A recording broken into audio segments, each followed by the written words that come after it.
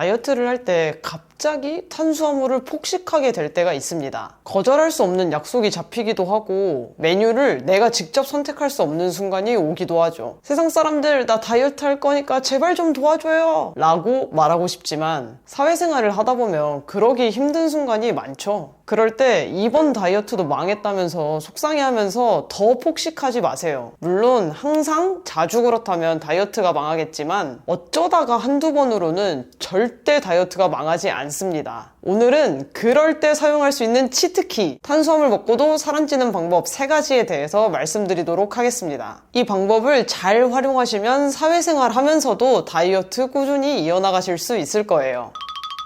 첫 번째는 약속을 가기 전에 계란을 2알 드시고 가세요. 아니 식사 전에 뭘 더 먹으라는 거야, 진짜 이상한 얘기하네 라고 생각하실 수도 있습니다. 하지만 약속에 가기 전에 단백질과 지방이 아주 적절한 비율로 들어간 계란을 먹고 가면 입막음을 할 수가 있는데요, 탄수화물을 먹기 전에 단백질과 지방을 먼저 섭취해주면 혈당 스파이크가 안 오게 예방을 할 수가 있는데요, 혈당 스파이크가 오면 우린 호르몬의 노예가 돼서 입이 터지게 됩니다.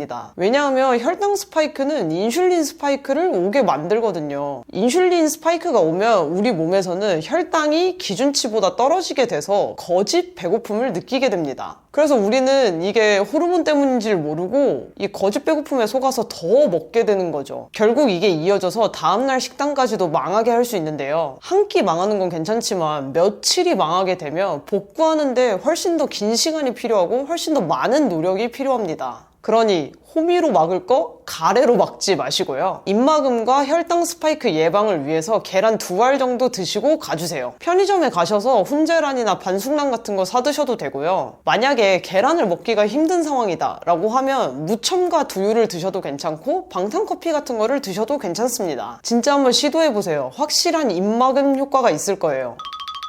두 번째, 이미 탄수화물을 먹었다면 걸어주세요. 예상하지 못한 상황 때문에 탄수화물을 먹게 됐다면 지금 바로 버스나 지하철을 타지 마시고요, 한 정거장에서 2정거장 정도는 걸어주세요. 앞에서 말씀드린 것처럼 탄수화물을 먹으면 혈당이 오르고 혈당이 오르면 인슐린이 분비가 되는데요, 이 인슐린이 우리 몸속에 탄수화물을 저장하기 시작합니다. 이게 많으면 지방으로까지 저장이 되는 건데요, 그러니까 본격적인 저장이 일어나기 전에 걸으세요. 그럼 언제? 얼만큼 걸어야 될까요? 우리가 식사를 한 뒤에 혈당이 가장 높아지는 순간은 식후 1시간 반 뒤입니다. 그러니까 그 전에 걷기를 하셔야 하는데요, 제가 추천드리는 시간은 식사 후 20분 이내에 걷는 걸 추천드리고요, 걷는 시간은 최소 10분 그리고 최대 1시간까지 본인의 관절에 무리가 가지 않는 선에서 걸어주세요. 그런데 내가 만약에 2차를 가야 돼서 걸을 수 있는 상황이 아니다 라고 하시면요, 제자리에 앉아서도 걷기에 효과를 나타낼 수 있는 방법이 있습니다. 바로 가자미근 운동을 하는 건데요, 휴스턴 대학교 통합생리학연구실에서 연구한 결과 가자미근만 활성화시켜도 걷는 것만큼의 효과가 있다고 해요. Now we'll start doing the shoulders push-up.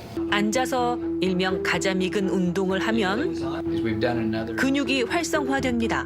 이렇게 활성화된 근육이 체내 당을 소비하여 혈당을 낮춰주는 효과가 있다는 겁니다. So it's a very high level of energy expenditure locally by the soleus.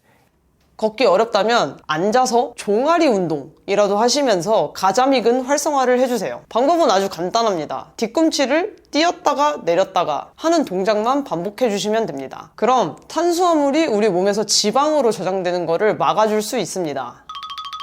마지막 3번째 방법은요, 에사비를 드셔주세요. 앞에 말씀드린 것처럼 우리가 탄수화물을 먹으면 인슐린이 분비가 되면서 지방으로 저장되기 시작하는데요, 애플사이다 비네거를 식사 전에 미리 마시면 식후에 혈당이 높아지는 것을 줄여줄 수 있다고 합니다. 하버드 대학의 교수인 데이비드 루드윅 박사는요, 식사 후에 혈당이 높아지는 것을 늦추는 게 체중 감소에 도움을 줄 수 있다고 말하는데요, 혈당의 증가가 늦춰지면 인슐린이 급격하게 분비되지 않고 따라서 지방으로 저장되는 탄수화물이 적어지는 겁니다. 그러니까 어쩔 수 없는 약속이 있다면 애플사이다 비네거를 드셔주세요. 만약에 에사비가 없다면 5% 이상의 초산이 포함된 식초면 아무거나 드셔도 괜찮습니다. 다만 홍초처럼 당분이 들어간 식초는 절대 안 됩니다. 100% 발효된 식초를 드셔주세요. 에사비를 드실 때 주의하셔야 할 점은 원액으로 드시지 마시고요, 200ml 정도의 물에 한 스푼을 넣어서 희석해서 드셔주셔야 합니다. 또 이 식초의 성분이 먹은 후에 바로 양치질을 하면 치아 표면에 손상을 줄 수 있기 때문에 드신 후에 30분 뒤에 양치질을 하시길 추천드립니다.